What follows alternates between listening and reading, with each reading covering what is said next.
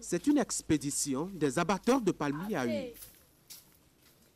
Ce matin à Ouegbo, ils vont travailler dans une plantation pour la première phase du processus de fabrication du sodabi. Une eau de vie forte, bien connue dans l'ensemble de la partie méridionale du Bénin et même au-delà.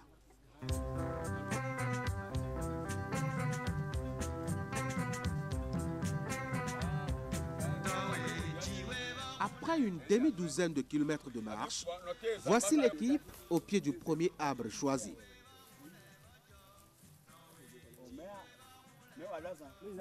À son air plutôt chétif et isolé, ces professionnels attribuent une vingtaine d'années d'âge.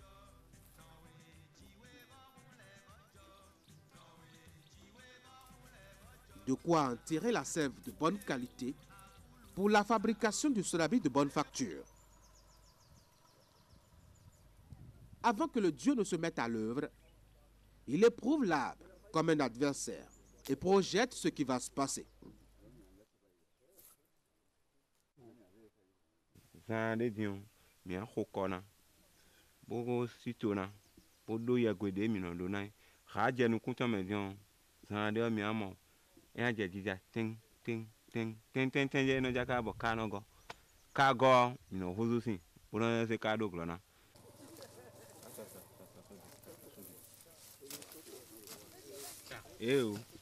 Formation nous les biffés mais à quel bout le tébéo tout à gêner aïe hawe et quand on a l'eau on a chaud on a gros aïe hawe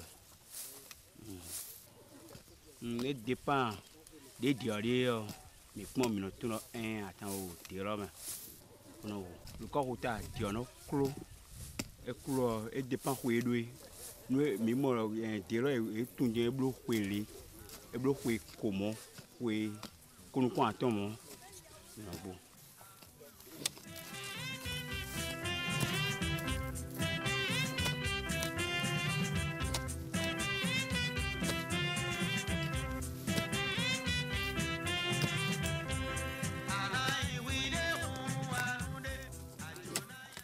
Bien que mi sing pas bon et do sous ouais de Kimbolando 45 jours bon mi a tout y répond télé et na racine si na pour demain oui non non mi a joto pas tout y ne ton ouais pas la dit aussi de bon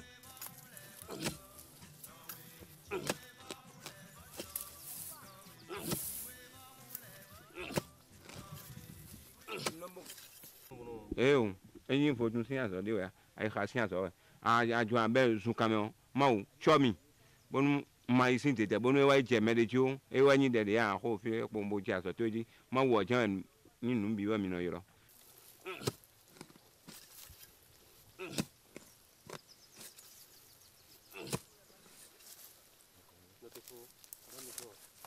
wo to e te yin do po ya blo ve do po e je wo to di do wo to ba ama mo ko me fifa e atun ye un de so ro fina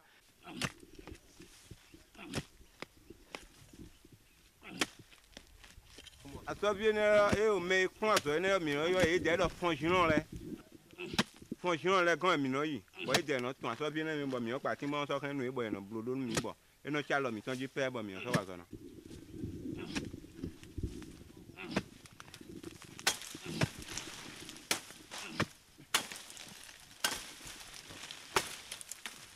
e ma diga e ma sin do sin gro ne do de lo fi lo ti on do de we do bodo khika bate asobio we an se do gro na ko to ba yan sin jai do pe de polo fina dion akoko na ina ton to ba le na yi bi wa de de na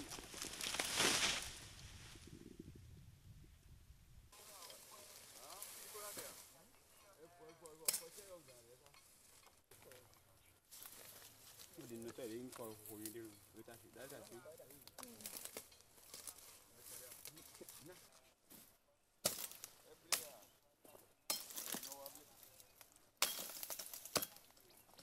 no mi de ma blodo a me hu de ojon e kan nugbe no arun ton ti bonu e to so dion de ko e kan ji so bonu e ba de me mi de o mi sanra mo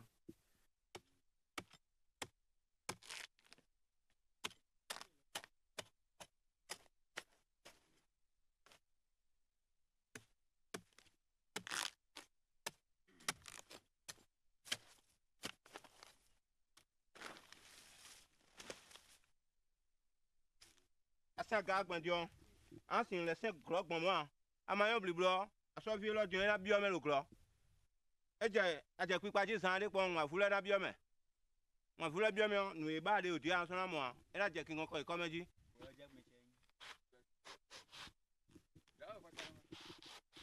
Quand l'essentiel de la couverture supérieure de l'arbre est enlevé, le travailleur doit faire une entaille dans la partie supérieure du végétal, puis effectuer une perforation et y introduire un conduit qui va permettre à la sève suintante de couler directement dans un récipient positionné en bas.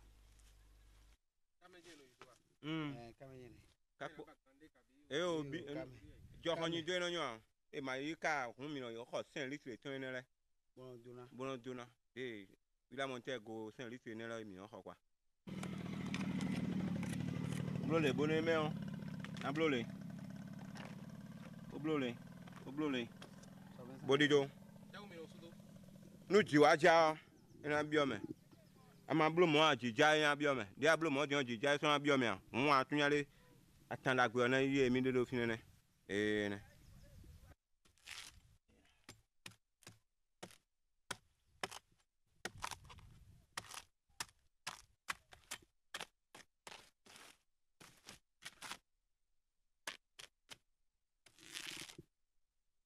Amo depo eto gandio we do po elni dion na 5 litres ami bo mi no yiro do po me amo ndo le sunade ton pe bonu mi sunade o mi no yibo na 10 litres gbedogo ne do akosu sin tede no tun yo e no gbon fofu e lo le kwa. Déjà dès le même jour de l'abattage, la récolte de sève peut commencer. Chaque goutte qui tombe, recueillie, est précieuse.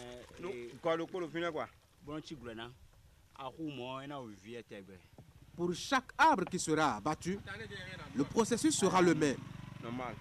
Des centaines de pieds de palmiers à huile peuvent ainsi se retrouver au sol du jour au lendemain, rien que pour leur sève.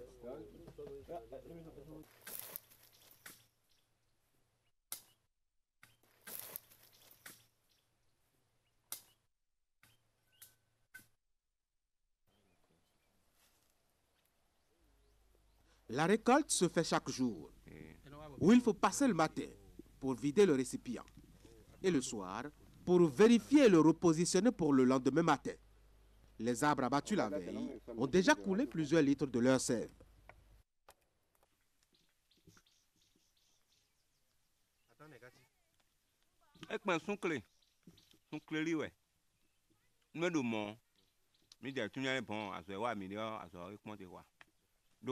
E vivi mo di bono ase so rabio so radio dio mo gwe na lo fo bono sin ganji ne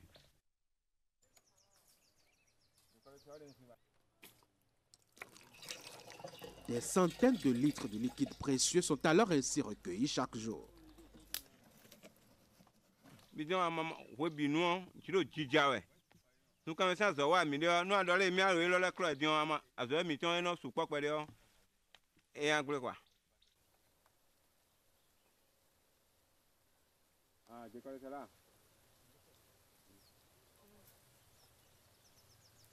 mi dona mo 25 heures 10 demain quoi attends 25 et 10 heures. Au fur et à mesure qu'elle est récoltée dans de grands bidons qui facilitent son transport, la sève est emportée vers l'usine de fabrication du sodabi pour le reste des étapes.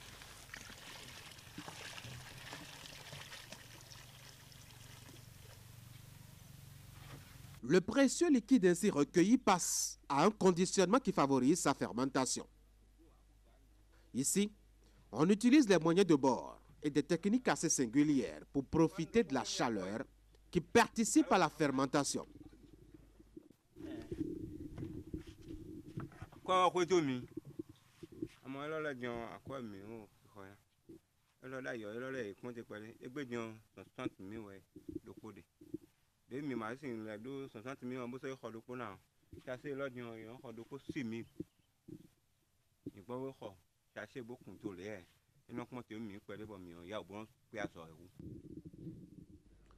Le liquide passe ainsi 3 semaines au soleil pour augmenter le degré de fermentation avant d'aller à la cuisine où, versé dans de grands fûts métalliques, il est porté à ébullition sous une forte chaleur.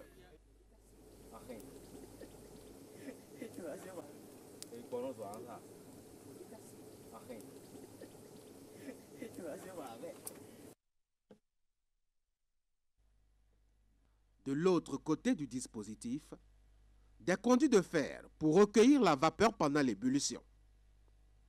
Plongée dans plusieurs cuves d'eau fraîche, la vapeur passe à l'état liquide, recueillie au bout du processus dans des bidons. C'est le sodabi, du premier degré, disent les connaisseurs.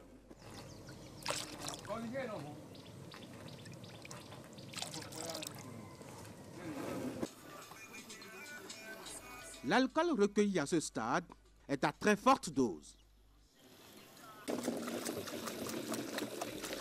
Pour l'atténuer, il faut le mélanger avec un autre de moindre qualité. C'est un travail de savant dosage à faire ici.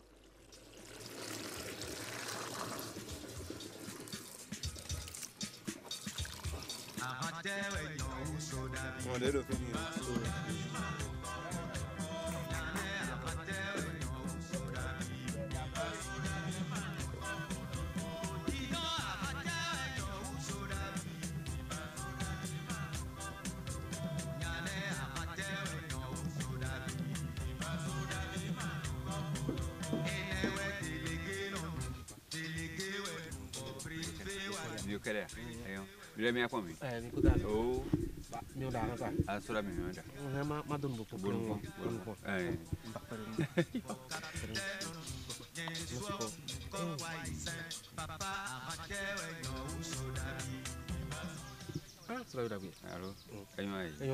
Sodabi jo mo je e yon gbon ganji wo ero.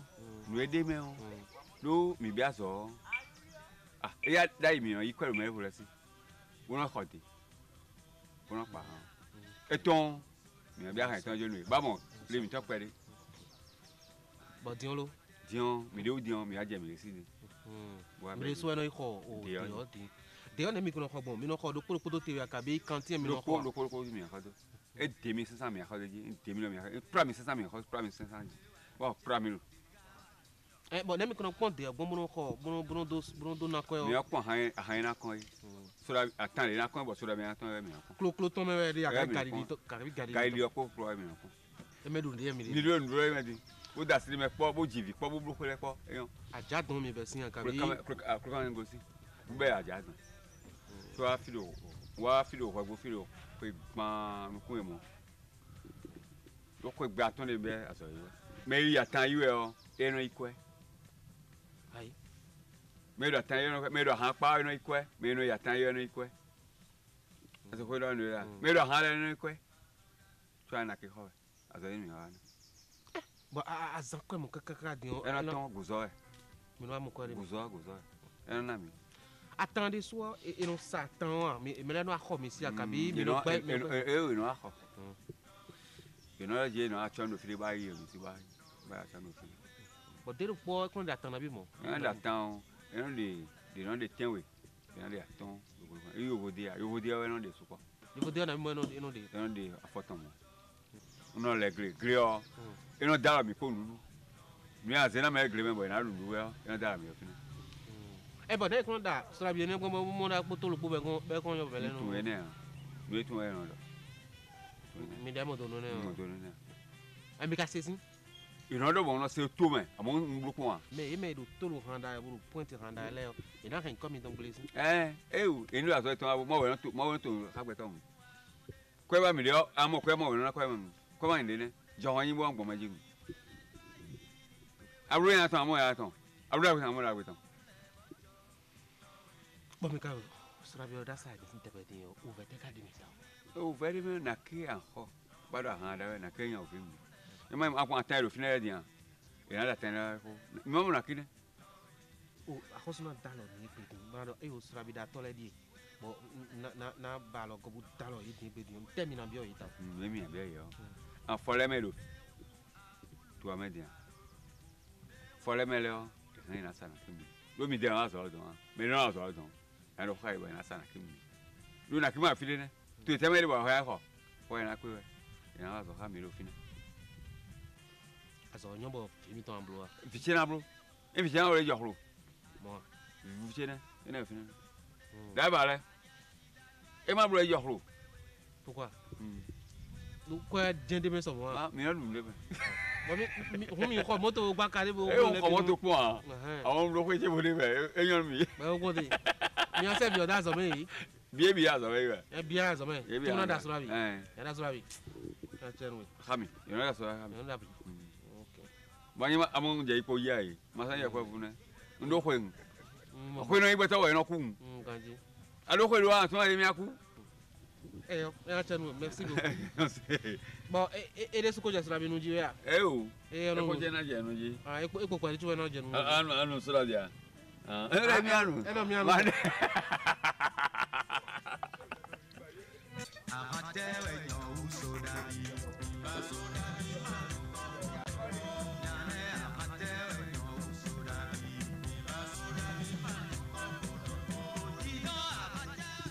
Alo, kayo ay. Ayo.